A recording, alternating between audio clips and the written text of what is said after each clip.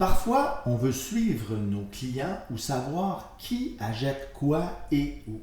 Eh bien, ce matin, au niveau des trucs et astuces, on va vous donner quelques petits conseils pour la recherche par entreprise ou par représentant. Alors, toujours sur le site de Côté Mercier, vous vous inscrivez si vous ne l'êtes pas. Si vous êtes déjà connecté, vous cliquez ici et vous allez dans le service de recherche de transactions. Donc, toujours ici le module de recherche par classification, par indication de transaction. Eh bien, je peux aller ici chercher par acheteur-vendeur. Par exemple, si je fais Cominard, au niveau des vendeurs, on s'en doute bien. Ici, donc, j'ai 263 ventes qui ont été faites par une entité qui se nomme Cominard. Mais dans d'autres cas, je vais avoir, par exemple, pour Rosefellow, je vais avoir aucune indication. Pourquoi? Eh bien, c'est parce que les transactions sont faites sous le couvert d'entités qui ne portent pas le nom complet de Rosefellow. Alors ici, je vais pouvoir y aller par représentant, sachant que les deux personnes qui signent les actes d'achat sont Mike Jagger et Sam Tuma. Et bien là, ici, si je rentre le nom de famille de Tuma, je vais constater que j'ai 15 résultats.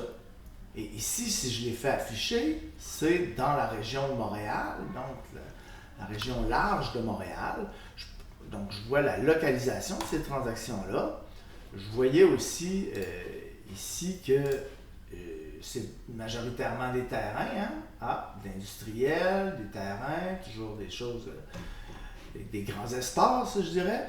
Et je peux ici aller voir sous un affichage par liste, société en commandite, RF, probablement pour Rosefellow, Laval 2, donc RF ici encore, Partnership, RF, tout ça.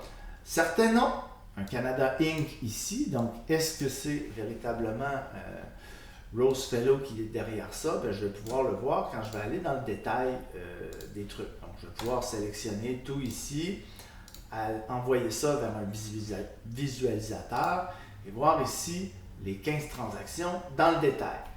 Et là, je vois bien, OK, donc c'est Sam Tuma qui a été chez le notaire pour 38 millions, transaction normale, à telle date, etc. Je vais pouvoir avoir l'acte de vente, le zonage, aller sur Street View, puis là, voir exactement qu'est-ce qu'il y en est, et voir que là, j'ai bureau administratif, j'ai commerce de services reliés à l'automobile, commerce lourd, etc. Donc, c'était une petite astuce qu'il est possible, qui est intéressante de connaître quand vous voulez faire des recherches au niveau des représentants des acheteurs-vendeurs ou directement au niveau de l'entreprise qui achète et vend un bien immobilier. Si vous avez des conseils, lâchez-nous un coup de fil, ça va me faire plaisir de pouvoir vous aider